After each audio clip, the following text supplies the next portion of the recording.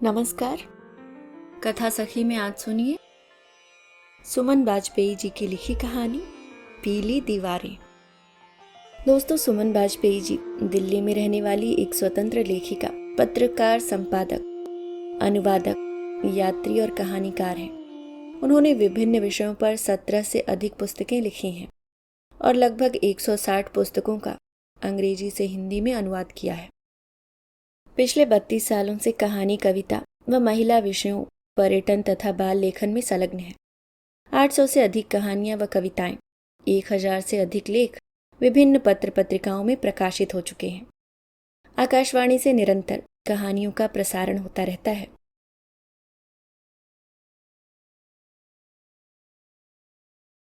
तुम कोई भी काम ठीक से कर सकती हो या नहीं? सब्जी में नमक कम है, दूध में चीनी ज्यादा है और रोटियां तो ऐसी लग रही हैं जैसे 2 दिन पहले की बनी हो। अजय इतनी जोर से चिल्लाया कि रसोई में काम कर रही उसकी पत्नी आभा के हाथ से बर्तन गिर गए। बर्तनों के गिरते ही अजय का पारा 7वें आसमान पर पहुंच गया। जाहिल औरत, किसी भी काम को करने का सलीका नहीं है। कहने को एमए पास है, नौकरी करती हैं, पर हैं एकदम गंवार। कभी अपने अंदर भी झांक कर देखो कि तुम कैसे हो। हर समय झगड़ा करते रहते हो, बात करने तक का सलीका तुम में नहीं है। माना मैं बुरी हूं, पर अपने 10 साल पुराने दोस्त विक्रम से किस तरह रूठे हुए हो, यह सोचा है कभी? वह 6 बार घर आ चुका है, पर उससे बात करना तो दूर, तुम उससे मिले तक नहीं। ऐसे नहीं निभाए जाते रिश्ते, उनके लिए त्याग करना ही पड़ता है। आभा ऑफिस जाने के लिए तैयार होते हुए बोली। उनकी शादी को 2 साल हो गए थे, पर एक भी दिन ऐसा नहीं गया था जब अजय ने झगड़ा न किया हो। मुझसे ज्यादा बकवास करने की जरूरत नहीं है। मुझे किसी की परवाह नहीं है। तुम अपने आप को समझती क्या हो? यह भाषण देना बंद करो। मैं भाषण नहीं दे रही हूं अजय, सिर्फ तुम्हें समझाने की कोशिश कर रही हूं कि हमेशा अकड़े रहने से कुछ हासिल नहीं होता। ऐसा करके तो तुम हर किसी को अपने से दूर कर लोगे। इंसान को अपनी गलती भी माननी चाहिए। बड़ी आई मुझे समझाने वाली, मुझे सीख मत दो।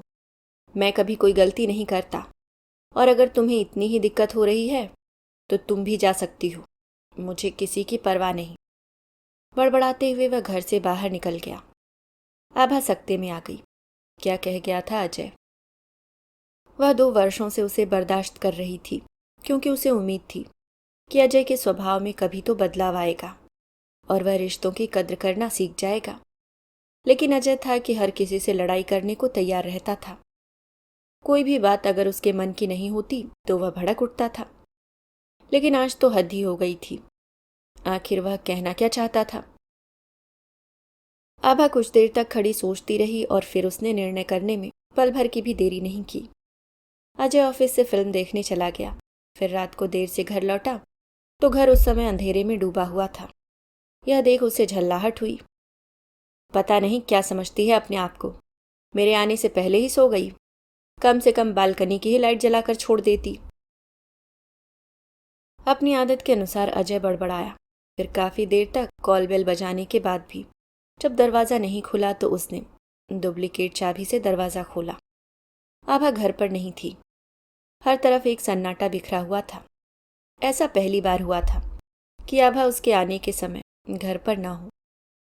तो क्या आभा सचमुच घर छोड़कर चली गई है?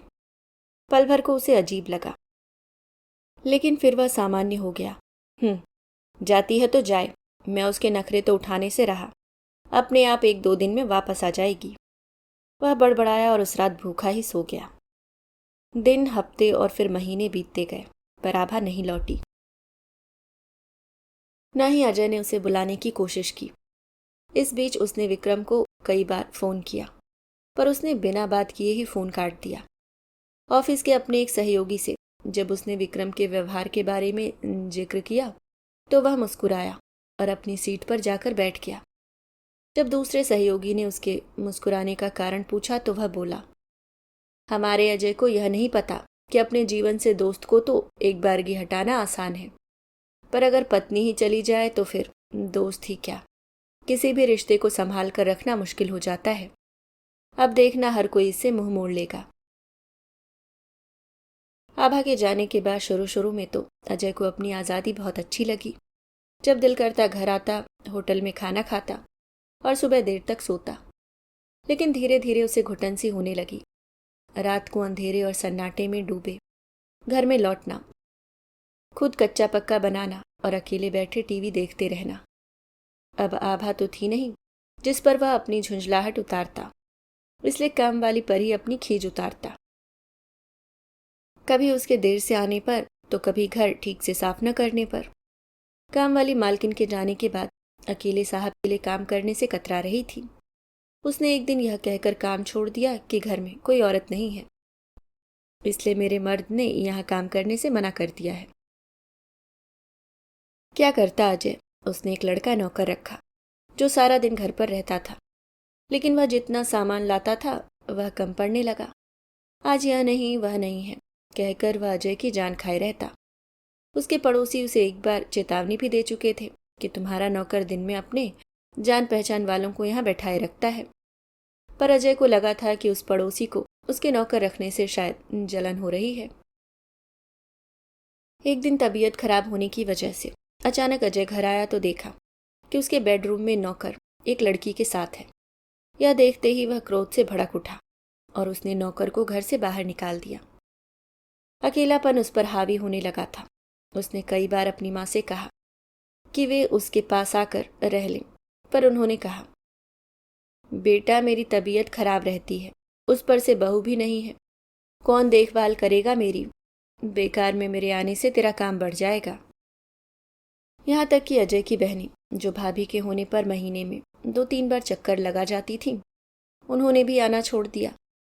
वे कहती कि भैया अपनी ही गृहस्थी से फुर्सत नहीं मिलती, अब वहाँ आकर भी खाना बनाओ, यह बस में नहीं।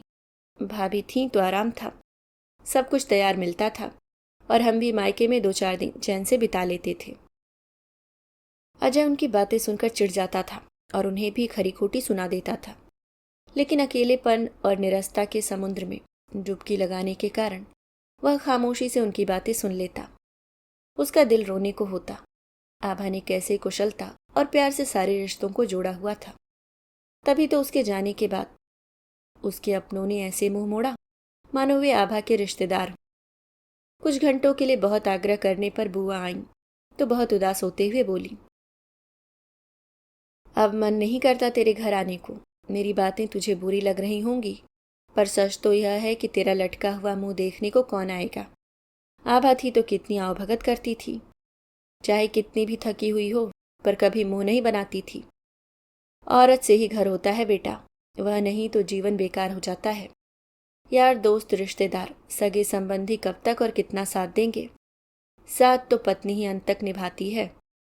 पति पत्नी की आपस में चाहे कितनी भी लड़ाई क्यों न हो जाए, पर वही ऐसा संबंध है जो जीवन भर कायम रहता है।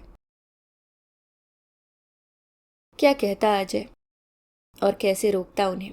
उसे लगा कि बुआ सचमुच उसे आईना दिखा गई हैं। पिछले 6 महीनों में वह इतनी तकलीफ सह चुका था कि उसकी अकड़ हवा हो चुकी थी। होटल का खाना खाते खाते वह तंग आ चुका था और नौकर कोई घर पर टिकता नहीं था।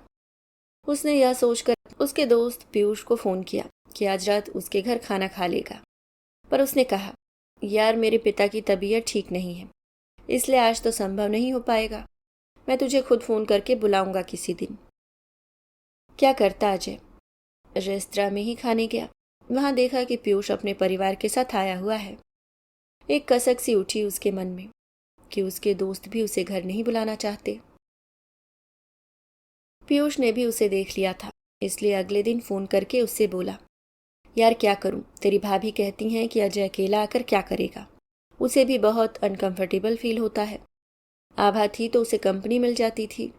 ट्राई टू अंडरस्टैंड, फैमिली वाले घर में अकेले आदमी का आना ज़रा खरता है। आई होप तो माइंड नहीं करेगा। अब वह पहले वाला अजय तो रहा नहीं था जो बुरा मानता। अकेलापन, दिन रात का तनाव और ठीक से खाना न मिल पाने के कारण उसकी सेहत लगातार गिरती जा रही थी। आए दिन उसे बुखार हो जाता। उसे महसूस हो रहा था कि थकावट उसके शरीर में डेरा डालकर बैठ गई है। बाहर का खाना खाने और पानी पीने से उसके लीवर पर असर हो गया था। अब हालत यह थी कि वह कुछ भी खाता तो उसे उल्टी हो जाती या फिर पेट दर्द से वह कराहने लगता। डॉक्टर का कहना था कि उसे जॉन्डिस हो सकता है। तब से उसे लगने लगा था कि उसकी जिंदगी की तरह जैसे हर चीज पीली और मटमैली सी हो गई है। उसकी हालत पर तरस खाकर एक दिन पीयूष अपनी बीवी सहित उससे मिलने आया। उसकी बीवी चाय बनाने रसोई में गई तो देखा हर चीज अस्त व्यस्त है। बदबू से परेशान वह चाय की पत्ती ढूंढती रही। हार कर अजय को ही उठकर चाय बनानी पड़ी।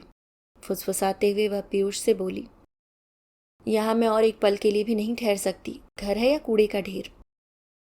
अजय ने सुना तो मन महसूस कर निढाल होकर पलंग पर लेट गया। किससे शिकायत करता? गलती तो उसकी ही थी। आभा को कब उसने मान दिया था? हर समय उसे दुत्कारता ही तो रहता था। उसके जाने के बाद हर किसी ने उससे मुंह मोड़ लिया था। आखिर क्यों कोई उसे बर्दाश्त करे? एक वही थी जो उसकी हर ज्यादती को सहकर भी उसकी परवाह करती थी। हर काम उसे परफेक्ट ढंग से किया मिलता था, पर तब वह कमियां ढूंढता रहता था। उसका गला सूख रहा था। जैसे तैसे उठा तो सामने लगे शीशे पर उसकी नजर गई। आंखें अंदर धंस गई थीं। दाढ़ी बढ़ गई थी और दुर्बल शरीर से निकली हड्डियां जैसे उसकी बेबसी का उपहास उड़ा रही थीं। पसीने से नहा उठा वह। सारी खिड़कियां खोल दी और पानी पीने के लिए फ्रिज खोला। खाली फ्रिज उसका मुंह चिढ़ा रहा था। उसकी रोशनी को देख डर से उसने आंखें बंद कर ली। उसे याद आया आज सुबह उसने पीने का पानी भरा ही नहीं था। कांटे उसके गले में चुभने लगे और वह उस चुभन के साथ रसोई में खड़ा पीली हो गई दीवारों को देखने लगा। यह पीलापन उसे धीरे धीरे अपने शरीर और मन पर हावी होता महसूस हुआ। उसे लगा उसकी बोझिल पलकों पर मानो पीली दीवारें कतरा कतरा उतर रही थीं।